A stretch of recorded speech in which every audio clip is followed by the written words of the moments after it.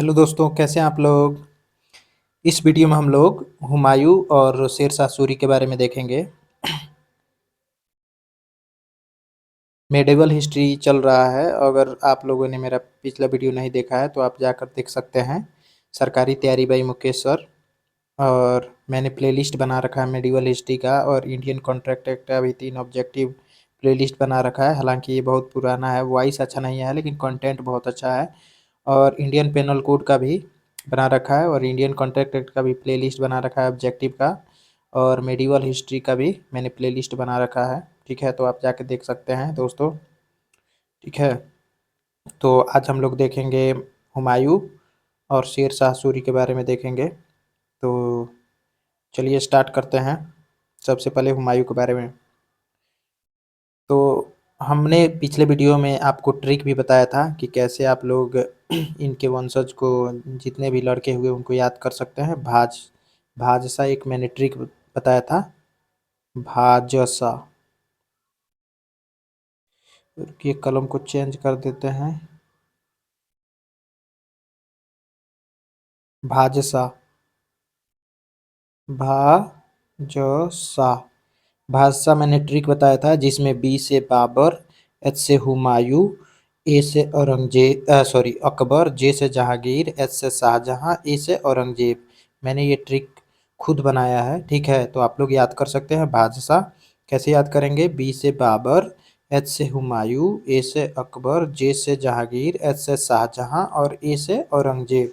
ठीक है, तो ये भाषा ट्रिक याद रख सकते हैं। ठीक है, जिसमें अभी हम लोग हुमायूं के बारे में पढ़ रहे हैं। ठीक है, हुमायूं। तो चलिए स्टार्ट करते हैं। हुमायूं 30 दिसंबर 1530 ईस्वी को गद्दी पर बैठा।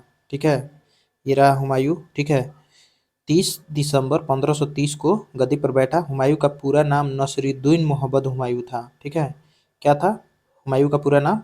नसीरुद्दीन मोहम्मद हुमायूं। ठीक है, चलिए आगे बढ़ते हैं। हुमायूं का कालिंजर अभियान गुजरात के शासक बहादुर शाह के विरुद्ध था। हुमायूं का जो कालिंजर अभियान था वो गुजरात का शासक बहादुर शाह था, उसके विरुद्ध था। ठीक है, देख सकते हैं।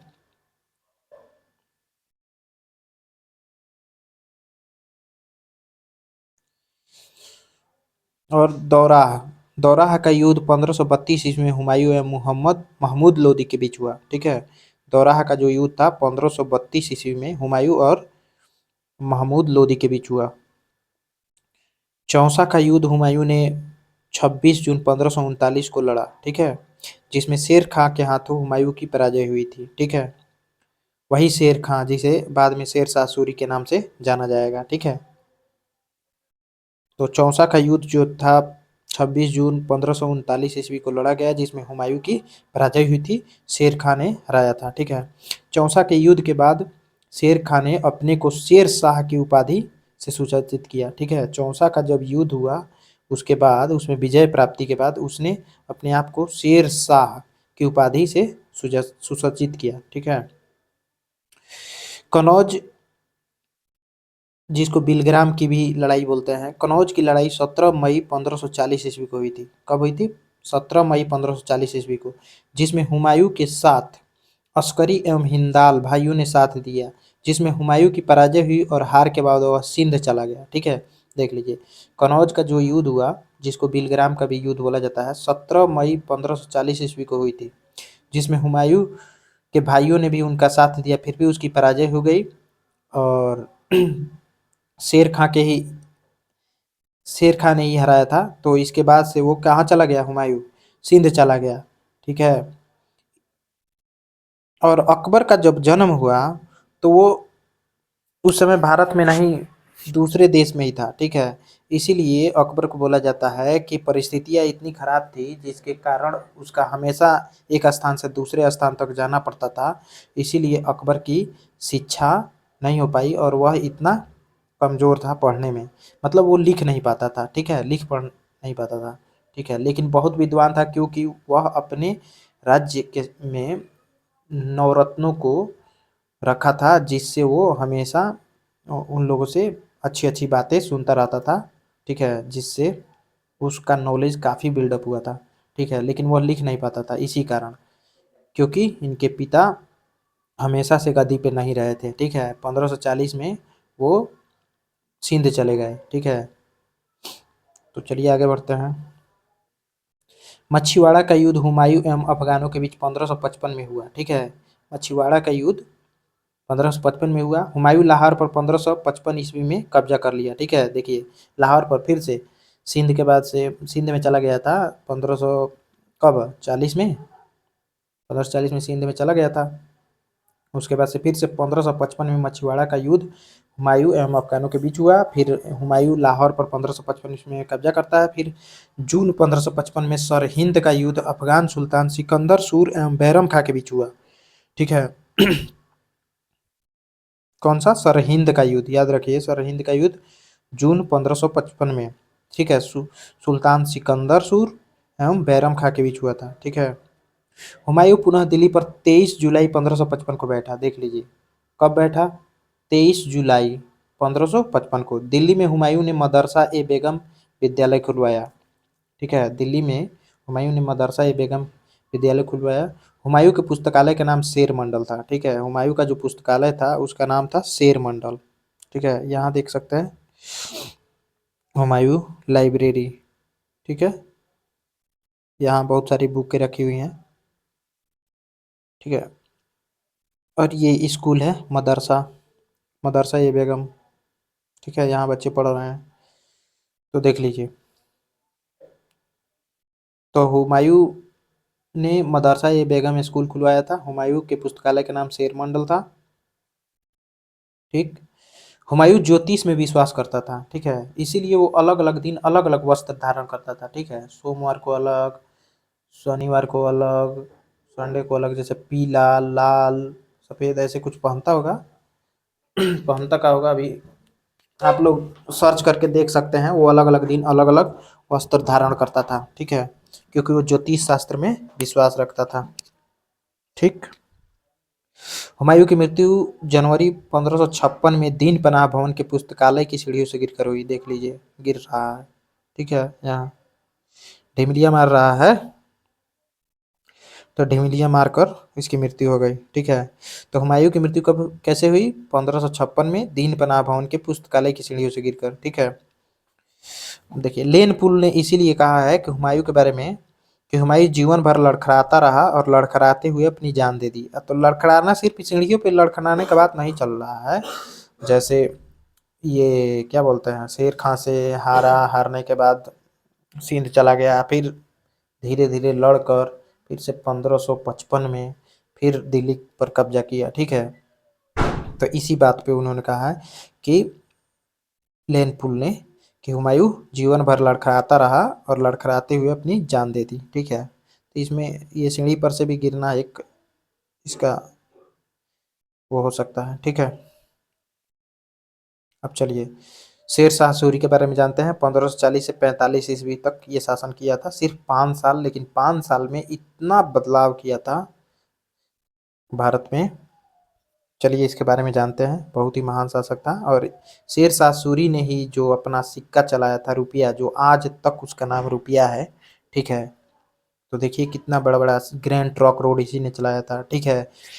और जो ग्रैंड ट्रंक रोड उसके चारों तरफ, सॉरी दोनों तरफ जो है पेड़े लगवाया था और विश्राम करने का भी स्थान बनाया था, ठीक है। तो चलिए देखते हैं शेर शाह सूरी के बारे में। शेर खां इसका नाम था, ठीक है। शेर खां का प्रारंभिक नाम फरीद खां था, ठीक है। शेर खां का प्रारंभिक जो नाम था इसका फरीद खां था। शेर खां के पिता हसन खां जौनपुर के छोटे जमींदार थे, ठीक है। शेर खां के जो पिता थे हसन खां, वो जौनपुर के छोटे जमींदार थे। फरीद खां जो था, मतलब शेर खां, जिसे शेर शाह सूरी बाद में जाना जाएगा शेर शाह सूरी के नाम से। फरीद खां बिहार के सुल्तान मोहम्मद शाह नुहानी के यहाँ नौकरी करता था। कहाँ करता था? मोहम्मद शाह नुहानी के यहाँ नौकरी करता था, ठीक है। देख सकते हैं यहाँ पे, ठीक है। ये है मोहम्मद शाह नुहानी, ये है शेर खां, ठीक है, जिसको फरीद खां के नाम से, मतलब उसका पुराना नाम, मतलब बचपन का नाम या प्रारंभिक नाम फरीद खां था। चलिए आगे बढ़ते हैं। इस पे कुछ नहीं लिखेगा जी। चलिए आगे बढ़ते हैं। फरीद खां को शेर खां की उपाधि मोहम्मद शाह नुहानी ने दी थी, देख लीजिए। फरीद खां को मोहम्मद शाह नुहानी ने शेर खां की उपाधि दी थी। ठीक है, शेर खां किसने कहा था? मोहम्मद शाह नूहानी ने। किसको? फरीद खां को। फरीद खां कौन था? तो वही लड़का जो बाद में शेर शाह सूरी के नाम से जाना जाएगा। ठीक है, अच्छा क्यों दिया गया था? तो ऐसा माना जाता है कि मोहम्मद शाह नूहानी पर, अरे वो सब मतलब इसने एक शेर को एक ही हाथों से मार गिराया था, इसीलिए इसके क्या बोलते हैं, शक्ति को देखकर, ठीक है, मोहम्मद शाह नूहानी ने इसको शेर खां की उपाधि दी थी। एक ही हाथ से शेर को मार डाला था, इसीलिए फरीद खां। चलिए, शेर खां दिल्ली की गद्दी पर 1540 ईस्वी में 67 साल की उम्र में बैठा। अपने राज्य अभिषेक के समय शेर खां ने शेर शाह की उपाधि ग्रहण की। देख लीजिए, कब शेर शाह की उपाधि ग्रहण की शेर खां ने? बचपन का नाम क्या था? फरीद खां। शेर खां दिल्ली की गद्दी पर 1540 ईस्वी में बैठा 67 साल की उम्र में, और अपने राज्य अभिषेक के समय ही शेर खां ने शेर शाह की उपाधि धारण की थी। ठीक है, देख लीजिए यहाँ पे राजा बन रहा है। ठीक है, कोरोनेशन मतलब वही सिंहासन पर बैठना, मतलब मुकुट पहनना, गद्दी पर बैठना। ठीक है, कोरोनेशन मतलब राज्याभिषेक होता है, कोरोनेशन। ठीक है, 1540 में 67 साल की उम्र में शेर शाह जो है गद्दी पर बैठा। चलिए, 1541 में शेर शाह ने गखरों के खिलाफ अभियान किया। ठीक है, 1541 ईस्वी में शेर शाह ने गखरों के खिलाफ अभियान किया। रणथंभौर के शक्तिशाली किले को अपने अधीन कर अपने पुत्र आदिल खां को वहां का गवर्नर बनाया। ठीक है, शेर शाह को अकबर का अग्रदूत भी कहा जाता है। ठीक है, शेर शाह प्रशासनिक सुधार के रूप में जाना जाता है। ठीक है, क्योंकि इसने बहुत सारे अच्छे अच्छे काम किए थे। ठीक है, इसने रैयतवाड़ी सिस्टम चलाया, जो अंग्रेज अंग्रेज आए तो उस समय रैयतवाड़ी जो सिस्टम चलाए, तो इसी के सिस्टम से वो प्रभावित थे। ठीक है, शेर शाह प्रशासनिक सुधार के लिए जाना जाता है। ठीक, देख लीजिए, चौड़ी सड़क बनवाई, विश्राम करने के लिए जगह बनाए। ठीक है, सड़क के दोनों ओर वृक्ष लगवाए। ठीक है, तो देख लीजिए कितना अच्छा काम किया था। ग्रैंड ट्रंक रोड का निर्माण किया था। ठीक है, पुल का निर्माण करवाया था। ठीक है, चलिए आगे पढ़ते हैं। मृत्यु के समय शेर शाह उक्का नामक अग्नि अस्त्र चला रहा था। क्या चला रहा था? उक्का नामक अग्नि अस्त्र। यहाँ पे देख सकते हैं, उक्का नामक अग्नि अस्त्र चला रहा था, लेकिन वो अग्नि अस्त्र इधर जो दीवार थी उससे दीवार से टकरा कर आकर लग गया इसको, जिससे इसकी मृत्यु हो गई। ठीक है, शेर शाह के समय स्थानीय करों को आब वाब कहा जाता था। शेर शाह के समय जो स्थानीय कर लगाया जाता था, टैक्स, उसे आब वाब कहा जाता था। शेर शाह की लगान व्यवस्था मुख्य रूप से रैयतवाड़ी थी। ठीक है, देख लीजिए, क्या थी? रैयतवाड़ी थी, जिसमें किसानों से प्रत्यक्ष संपर्क स्थापित किया जाता था। ठीक है, तो अंग्रेज आए थे, इसी सिस्टम को लगाए थे। तो सबसे पहले रैयतवाड़ी भारत में किसने लगाया था? शेर शाह सूरी ने। ठीक है, तो शेर शाह की लगान व्यवस्था मुख्य रूप से रैयतवाड़ी थी, जिसमें किसानों से प्रत्यक्ष संपर्क स्थापित किया जाता था। शेर शाह ने भूमि मापने के लिए 39 अंगुल मतलब 39 अंगुल या 32 इंच वाला सिकंदरी गज एवं सन की डंडी मापन का प्रयोग किया। किसकी? सन की डंडी। ठीक है, शेर शाह ने भूमि मापने के लिए 39 अंगुल या 32 इंच वाला सिकंदरी गज या सन की डंडी मापन का प्रयोग किया। ठीक है, शेर शाह ने 178 ग्रेन चांदी का रुपया चलाया, जो आज तक वो चांदी का रुपया, मतलब भारत के मुद्रा का नाम क्या है? ऑफिशियल नाम रुपया।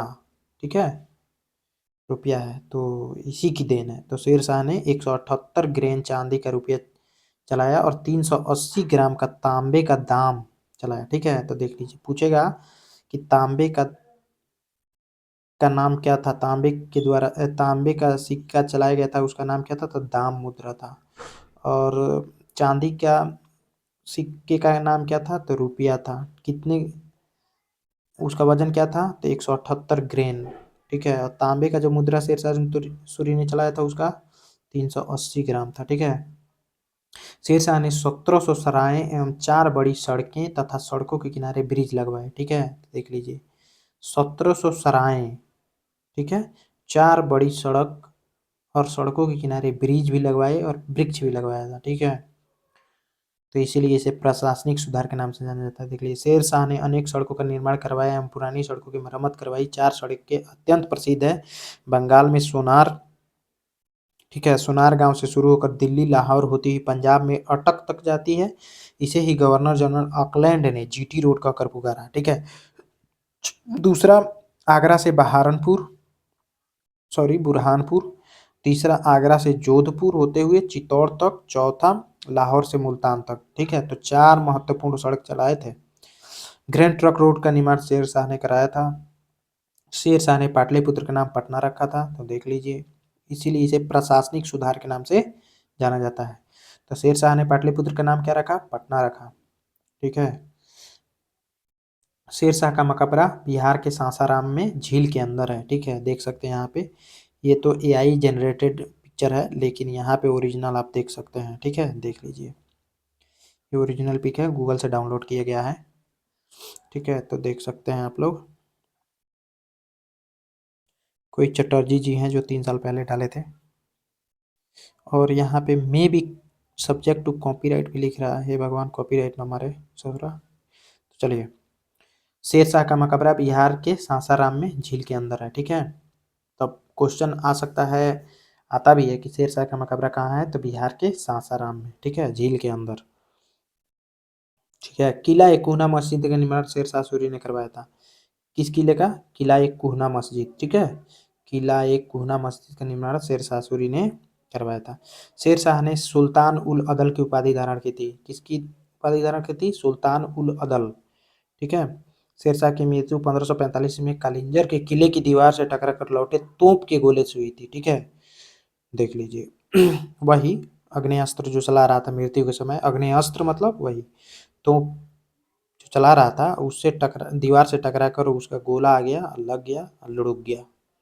कौन लुढ़क गया? शेर शाह सूरी। तो देख सकते हैं, तो 67 साल की उम्र में ये गद्दी पर बैठा, मतलब 1540 में। ठीक है, 1540 में गद्दी पर बैठा, 45 में लुढ़क गया, तो 67 में 5 जोड़ दीजिए, 7 5 12, 72 साल की उम्र में लुढ़क गया। ठीक है। So thanks for watching.